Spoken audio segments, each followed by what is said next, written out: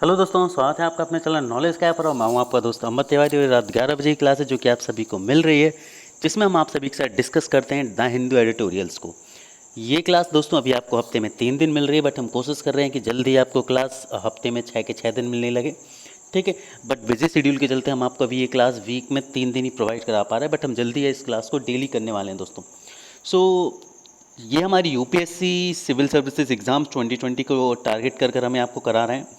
इसमें the Hindu editorial के daily का एक आर्टिकल हम आप सभी के साथ डिटेल में डिस्कस करते हैं, उसके क्या प्रोज एंड कॉन्स हैं, उसके क्या इम्पैक्ट रहता है हमारी कंट्री पर। ये सभी जो है हम आज के डेली की क्लास में आप सभी के साथ देखते हैं।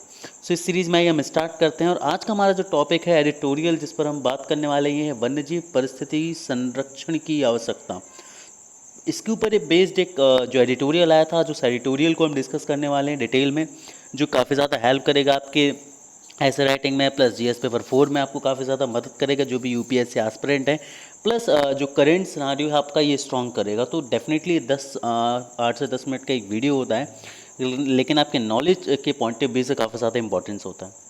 तो सबसे पहले हम बात करते हैं कि पारिस्थितिकी होता क्या है। देखिए, ये आपका साइंस एंड टेक्स से रिलेटेड एक करंट अफेयर का पार्ट भी है, तो ये आपका एक करंट अफेयर जो एस्पेक्ट है वो भी यहाँ पर स्ट्रांग हो रहा है।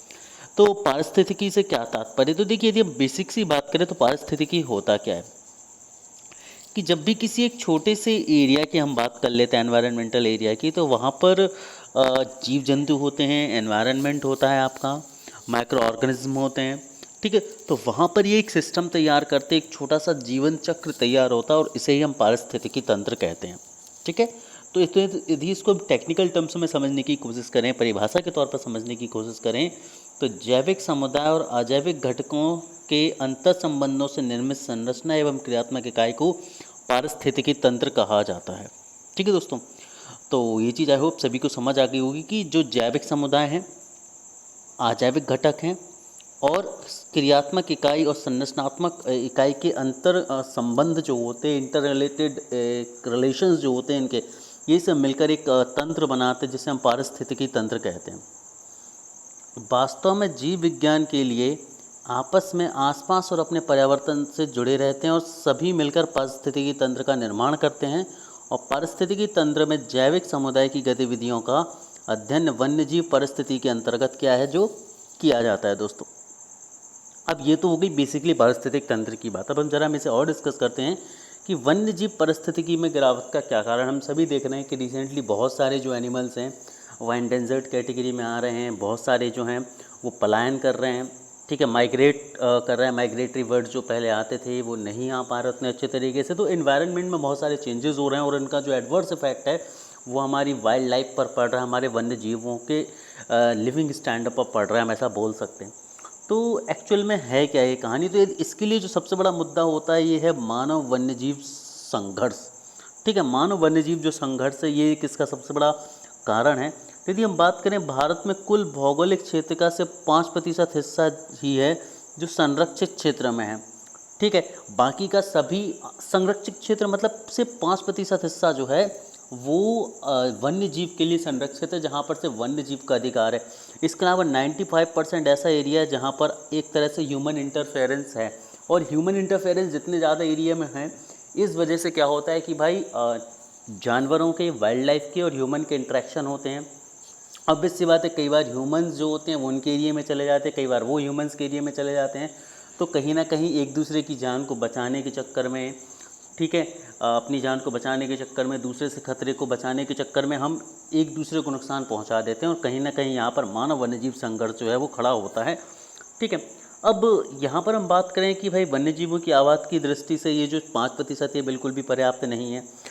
वहीं हम बात करें, एक और संरक्षित क्षेत्रों का जो आकार है वो बहुत छोटा है, और दूसरी ओर रिजर्व में वन्यजीव की पर्याप्त आवास जो है उपलब्ध नहीं है। इसके अतिरिक्त बड़े वन्यजीव जैसे कि बाघ, हाथी, भालू आदि के शिकारों के पनपने के लिए भी पर्याप्त परिवेश जो है उपलब्ध नहीं हो पाता, मतलब उनके खाने के लिए जो है, देखिए एरिया बहुत छोटे हैं, तो इनके लायक भोजन लायक जो शिकार हैं इनके, वो भी पनप नहीं पाते। तो कहीं ना कहीं ये खाने की तलाश में अपने क्षेत्र से बाहर निकल कर उस क्षेत्रों में पहुंच जाते हैं जहाँ पर मानव रहते हैं, है ना, या जहाँ पर मानव का इंटरफेरेंस ज़्यादा होता है, और जब मानव के इंटरफेरेंस में ये घातक जानवर पहुंचते हैं तो कहीं ना कहीं मानव और इनके बीच एक संघर्ष पनपता है, और इसमें नुकसान अल्टीमेटली किन को हो रहा है? हमारे वन्य जीवों को हो रहा है, वाइल्ड लाइफ को हमारे हो रहा है। ठीक है, आगे हम बात करते हैं कि उपयुक्त स्थिति के कारण वन्यजीव भोजन आदि की ज़रूरतों के लिए खुले आवास अथवा मानव बस्तियों के करीब आने लगते हैं, जो कि मैंने आपको बताया मजबूर हो जाते हैं वो, और यहाँ से मानव वन्यजीव संघर्ष जो है वो पनप जाता है।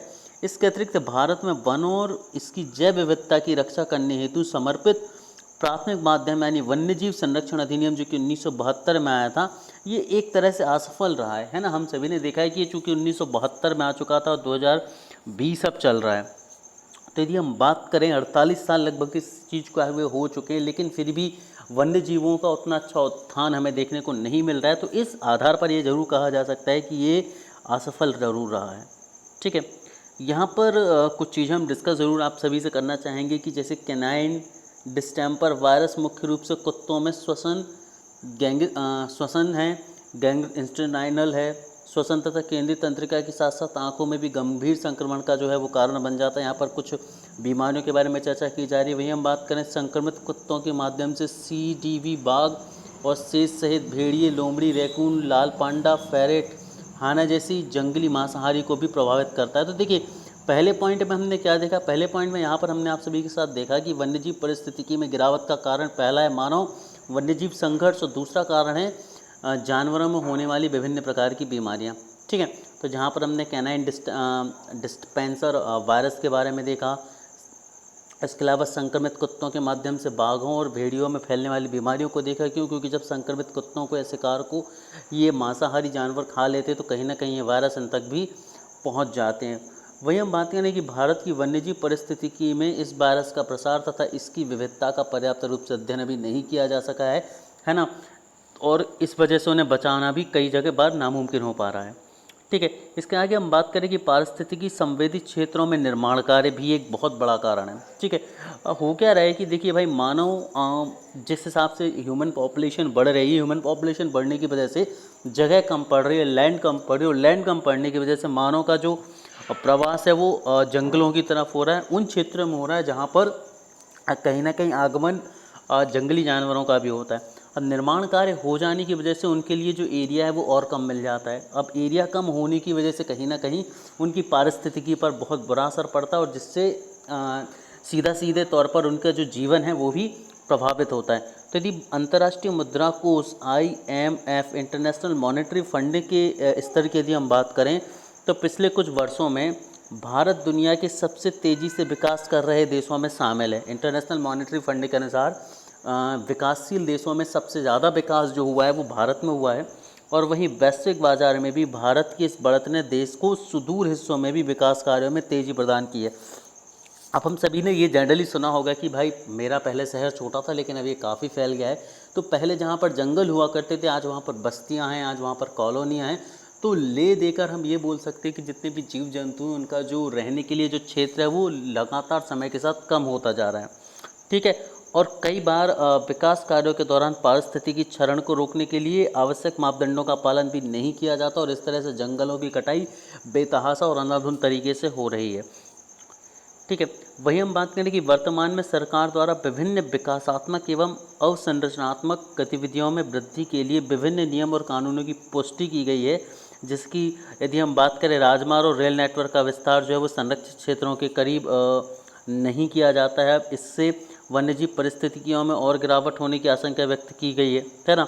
इसके अलावा हम बात करें कि पूर्व में वाणिज्यिक लाभ तथा ट्रॉफी हंटिंग है ना, जिसे हम बोलते हैं मनोरंजन के लिए शिकार के कारण पहले ही बड़े स्तर पर जो है इन जीव जंतुओं को हानि पहुंचाई जाती रही है। ठीक है, पहले लोगों ने अपने शिकार के लिए, अपने मनोरंजन के लिए काफ़ी ज़्यादा बड़ी मात्रा में जो है इनका शिकार किया, और जिस वजह से आज उनकी संख्या पर बुरा असर भी पड़ा है इस चीज़ का।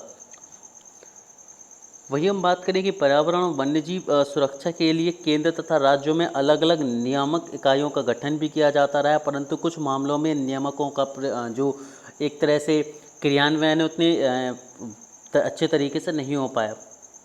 अब बात करते हैं जलवायु परिवर्तन का क्या रोल रहा है वन्यजीव पारिस्थितिकी को गिराने में, ज़रा ये भी समझना बहुत ज़्यादा ज़रूरी है। तो यदि हम बात करें कि भाई जो जलवायु परिवर्तन है इसने वन्य जीवों को बहुत बुरे तरह से प्रभावित किया है। ठीक है, क्योंकि हम सभी जानते हैं कि वन्यजीव जो होते हैं वो एक निश्चित तरह के तापक्रम में, एक निश्चित तरह के वातावरण में ही रह सकते हैं, परंतु मानव द्वारा की गई गतिविधियों की वजह से वन्यजीवों के ऊपर जो मौसम की मार हो रही है, ठीक है, वो काफ़ी ज़्यादा बुरे स्तर पर उन्हें प्रभावित कर रही है। तो यदि हम बात करें जलवायु परिवर्तन का, तो इसका सबसे बुरा असर जो है वो वन्य जीवों पर पड़ता है, और वन्य जीवों के प्रभावित होने से उनके प्राकृतिक पर्यावास जो है वो नष्ट हो जा रहे हैं, जिससे वन्य जीव मानव बस्तियों की ओर पलायन करते हैं, और इससे मनुष्यों और वन्य जीवों के बीच संघर्ष भी जो है वो बढ़ता रहता है। मतलब ये जो सारी चीज़ें हैं एक तरह से कोरिलेट हो जाती है जलवायु परिवर्तन की वजह से। अब देखिए, इन सब चीज़ों के लिए बीच बीच में सरकार द्वारा कदम भी उठाए गए, तो इनमें सबसे बड़ा जो कदम माना जाता है वह वन्यजीव संरक्षण अधिनियम 1972 माना जाता है। तो जरा हम समझते हैं कि वन्यजीव संरक्षण अधिनियम 1972 है क्या। तो भारत सरकार ने देश के वन्यजीव की रक्षा करने के लिए और प्रभावी ढंग से अवैध शिकार, तस्करी, वन्यजीव तथा व्युत्पन्न अवैध व्यापार को रोकने के लिए और इसे नियंत्रित करने के लिए और वन्यजीवों के उत्थान के लिए एक वन्यजीव संरक्षण अधिनियम, जिसे वाइल्ड लाइफ प्रोटेक्शन एक्ट कहा जाता है, 1972 लागू किया था। और इस अधिनियम में जनवरी 2003 में एक संशोधन भी किया गया था, और कानून के तहत अपराधों के लिए सजा एवं जुर्माने को और अधिक कठोर बना दिया गया था। ठीक है, और आगे बात की जाए तो मंत्रालय ने अधिनियम को मजबूत बनाने के लिए कानून में संशोधन करने और अधिक कठोर उपायों को शुरू करने के लिए प्रस्ताव भी जो हैं वो दिए थे। और इसका उद्देश्य जो है वो सूचीबद्ध लुप्तप्राय बस्तियों और जीव और पर्यावरण की दृष्टि से महत्वपूर्ण संरक्षित क्षेत्रों को सुरक्षा प्रदान करना माना जा रहा है। अब बात करते हैं कि भारत में वन्य जीवों की संरक्षण हेतु वैधानिक प्रावधान कौन कौन से हैं। तो यदि हम बात करें कि भारत में वन्यजीव संरक्षण हेतु ऐसे तो कई सारे प्रावधान जो है बनाए गए, बट उनमें कुछ मुख्य बात करें तो भारत के संविधान के 42वें संशोधन जो कि 1976 में हुआ था, जिसे हम मिनी कॉन्स्टिट्यूशन भी कहते हैं, अधिनियम द्वारा 2 नए अनुच्छेद जोड़े गए थे, जिसमें 48A और 51A को जोड़ा गया था, जो कि वन्य जीवों से संबंधित विषयों को सूचीबद्ध करता है। वहीं 1972 में वन्यजीव संरक्षण अधिनियम भी पारित किया गया था, जो कि मुख्य रूप से वन्यजीवों की परिस्थिति को सुधारने के लिए काम करता है, उनके लिए नियम और कड़े कानून बनाता है। साथ ही 2003 में इसमें संशोधन कर इसे और मजबूत बनाने की कोशिश की गई थी। ठीक है, अब ऐसी कौन कौन सी चीज़ें हैं जो अब भविष्य में और की जा सकती है, किन चीज़ों की आवश्यकता हम महसूस कर सकते हैं, तो वहाँ पर हम इस चीज़ को ज़रा डिस्कस कर लेते हैं। ये एग्ज़ाम के पॉइंट ऑफ व्यू से बहुत ज़्यादा ज़रूरी है, और ये क्वेश्चन आपसे एग्ज़ाम के में भी पूछा जा सकता है कि भाई पर्यावरण विशेषज्ञों का मानना है कि यदि वन्यजीव संरक्षण के कार्य सिर्फ संरक्षित क्षेत्रों या राष्ट्रीय वन्यजीव पार्कों, टाइगर रिजर्व आदि तक सीमित रहता है, तो कई प्रजातियां विलुप्त होने की कगार पर खड़ी हैं। मतलब यदि आप सिर्फ उन्हीं क्षेत्रों में काम कर रहे हैं जहाँ जो कि संरक्षित हैं, तो कहीं ना कहीं आप बहुत सारी जो वाइल्ड लाइफ जो हमारी वैरायटीज़ हैं, जो हमारे वन्यजीव, उनको आप हाथ धो देंगे, क्योंकि वो मुख्य रूप से हम मान सकते हैं कि वो एंडेंजर्ड लिस्ट में खड़ी हुई हैं, है ना। उदाहरण के लिए हम बात करें कि जो ग्रेट इंडियन बस्टर्ड है ना, इसे वन्यजीव संरक्षण अधिनियम की सूची 1 में लिया गया। अब सूची 1 क्या है? इस सूची में शामिल वन्य जीवों को हानि पहुंचाना समग्र भारत में प्रतिबंधित है। क्यों? क्योंकि ये क्रिटिकली एंजेंडर्ड लिस्ट कहलाती है। वहीं इसमें शामिल जो लोग होते हैं, इनके पक्षियों के लिए विशेष अभ्यारण्य भी स्थापित किए गए हैं, फिर भी ये प्रजाति जो है वो विलुप्त होने की कगार पर है। और वन्य जीवों के लिए सुरक्षित क्षेत्र के साथ साथ इस प्रकार के संरक्षित क्षेत्र जो जन भागीदारी पर आधारित हैं के निर्माण पर बल देना होगा। मतलब सिर्फ संरक्षित क्षेत्र बनाकर आप वन्य जीवों को प्रोटेक्ट नहीं कर सकते, आपको एक ऐसा सिस्टम तैयार करना होगा, लोगों को एक तरह से अवगत कराना होगा कि भाई लोगों के मेलजोल से, लोगों के साथ रहकर ही इस चीज़ को जो है प्रॉपरली किया जा सकता है। ठीक है, वही आगे बात करें कि मानव वन्यजीव संघर्ष को रोकने हेतु एकीकृत पूर्व चेतावनी तंत्र, इंटीग्रेटेड अर्ली वार्निंग सिस्टम जो है वो डेवलप करना चाहिए। मतलब एक ऐसा सिस्टम बनाना चाहिए जिसमें ह्यूमन का और वाइल्ड लाइफ का जो है इंट्रैक्शन कम हो जाए। इंट्रैक्शन कम होने से उनका संघर्ष कम हो जाएगा, और संघर्ष कम होने से कई सारी जो परेशानियां हैं वो ख़त्म होंगी, इंसानों की भी और जानवरों की भी।